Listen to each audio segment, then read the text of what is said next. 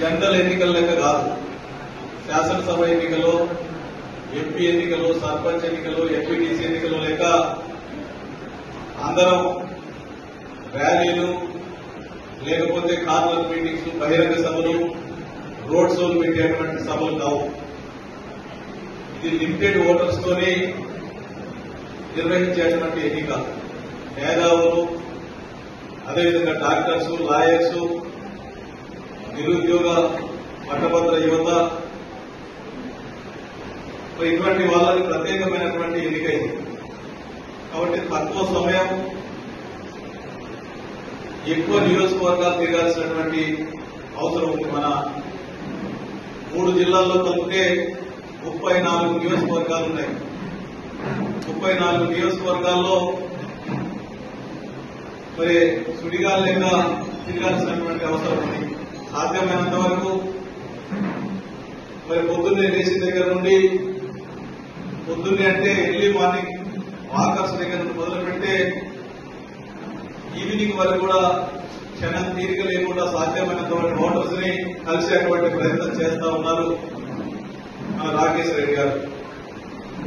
అయినప్పటికీ ఇది ప్రత్యేకమైనటువంటి ఎన్నిక కనుక నేను కోరేది ఏంటంటే, ఒక మంచి వ్యక్తి, ఒక విజనరీ ఉన్నటువంటి వ్యక్తి, సౌమ్యుడు, ఉన్నత చదువులు చదివి రాజకీయాల్లో ఇంకా ఎక్కువ సర్వీస్ చేయొచ్చు అని చెప్పేసి దగ్గర దగ్గర 1 కోటి రూపాయల జీతం ఉండి కూడా మరి నాకు ఆదాయం కాదు, నిరుద్యోగులకి, పేదలకి ఇంకా సర్వీస్ చేయాలనేటువంటి ఆలోచనతోని గౌరవ కేసీఆర్ గారి ఆశీర్వాదంతో మన ప్రాంతంలో ఇప్పుడు పట్టభద్రుల ఎన్నికల్లో నిల్చోవడం జరిగింది. కాబట్టి వారికి మనందరం కూడా అండదండలుగా నిలబడాల్సినటువంటి అవసరం ఉంది. అదేవిధంగా ఎక్కువ సమయం లేదు కనుక తక్కువ సమయంలో ఎక్కువ మందిని కలవడానికి ఎక్కడికక్కడ మనం ప్రత్యేకమైనటువంటి ప్రణాళిక ఏర్పాటు చేసుకుంటే తప్ప లేకపోతే ఓటర్స్ కలిసేటువంటి అవకాశం ఉండదు. కాబట్టి నేను కోరేది ఏంటంటే, మిమ్మల్ని ముందు ఓటరు లిస్ట్ ఏదైతే ఉందో మీ నియోజకవర్గంలో ఉన్నటువంటి 5,514 ఓట్లు ఏదైతే ఉన్నాయో ఈ ఓటర్స్ కు సంబంధించి ఫస్ట్ మీ దగ్గర ఉన్నటువంటి బూతులు ఏదైతే ఉన్నాయో భద్రాచలంలో 3, చెర్లలో 1, తర్వాత దుమ్మగూడలో 1, వెంకటాపురంలో 2, రాజంలో బూతులు ఏదైతే ఉన్నాయో ఏ మండలానికి సంబంధించి ఆ మండలాల్లో ఉన్నటువంటి పెద్ద మనుషులందరూ కూర్చొని ముందు బూత్ కమిటీని ఏర్పాటు చేయాలి. దాంట్లో మన పార్టీ కుటుంబాలకు సంబంధించినటువంటి మరి సభ్యులు ఎవరైతే ఉన్నారో వారందరినీ గుర్తించి మీరు బూత్ కి మినిమం 10 నుండి 15 మంది సభ్యుల్ని బూత్ కమిటీని ఏర్పాటు చేయాలి. బూత్ కమిటీని ఏర్పాటు చేసిన తర్వాత ఆ బూత్ కమిటీ ద్వారా మరి అందరి సభ్యుల్ని ఫోన్ చేయడం, మెసేజ్లు పెట్టడం, తర్వాత వారిని ఎక్కువ మందిని కలుసుకునేటువంటి ప్రయత్నం చేయడం.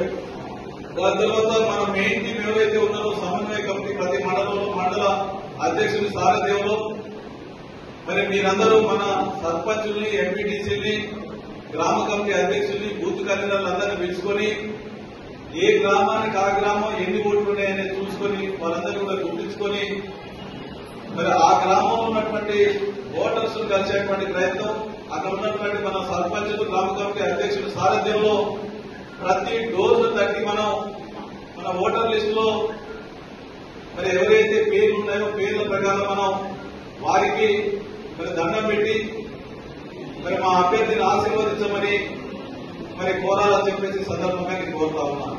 అంటే 119,34 మంది, ఎందుకంటే రాకేష్ రెడ్డి గారు మన తరఫున పెద్ద సభలో ఉంటారు. అంటే ఈ ఎన్నిక ఆ ఎమ్మెల్సీ చాలా విలువైన పోస్ట్. ఇటువంటి పోస్ట్ మంచి మంచి నాయకులు ఎన్నుకున్నారు. తెలంగాణ రాష్ట్రంలో ఉన్నటువంటి మేధావులు, అన్ని విభాగాల్లో ఉన్నటువంటి డాక్టర్లు కానీ, ఇంజనీర్లు కానీ, ఆర్టీసీ కార్మికులు కానీ, సింగరేణి కార్మికులు కానీ, వ్యవసాయ కుటుంబంలో ఉన్నటువంటి వాళ్ళు, గ్రాడ్యుయేట్స్ కానీ, ఇంకా ఏ పని చేస్తున్నా దాంట్లో గ్రాడ్యుయేట్స్ అందరూ కూడా మంచి ఆలోచనతో నిర్ణయం తీసుకున్నటువంటి వారు. మరొకసారి మంచి మనసుతో మంచి ఆలోచనతో నిర్ణయం తీసుకోవాలని మనస్ఫూర్తిగా కోరుకుంటున్నాను. ఈ ఎన్నికలో సరే ఎంతమంది అయినా పోటీ చేయవచ్చు, ప్రజాస్వామ్యంలో అది పెద్ద విశేషమే లేదు, మంచిదే కూడా. కానీ ప్రధానంగా మూడు పార్టీల మధ్యలో నడుస్తున్నటువంటి ఉక్కోనపు ఎన్నిక నాకు ఖచ్చితంగా కూడా నమ్మకం ఉంది. రాకేష్ రెడ్డి గారు 27వ తారీఖు ఎన్నిక ఖచ్చితంగా గెలవబోతున్నారు. మన పార్టీకి ఒక పెద్ద సపోర్ట్. ఇక్కడ 34 నియోజకవర్గాల నుంచి మేధావులందరూ కూడా, గ్రాడ్యుయేట్స్ అందరూ కూడా, ఎందుకంటే దీనికి దేనికి సూచిక అంటే రాబోయే ఎన్నికలన్నిటికీ కూడా ఒక మెట్టు మనకు. మరిన్ని వీడియోస్ కోసం ఛానల్ ని సబ్స్క్రైబ్ చేయండి, లేటెస్ట్ అప్డేట్స్ కోసం వాట్సాప్ ఛానల్ ని ఫాలో చేయండి అండ్ లింక్ డిస్క్రిప్షన్ లో ఉంది.